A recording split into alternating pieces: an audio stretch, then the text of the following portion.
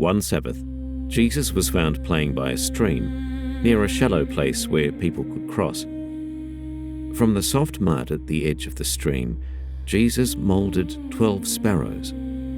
Other children were playing there too. One of the other children rushed to alert Joseph. "Look, your son has broken the law of the Sabbath.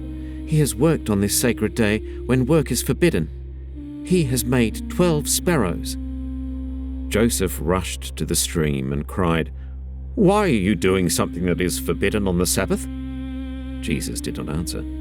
Instead, he looked at the sparrows and said, "Go, fly away, and while you live, remember me."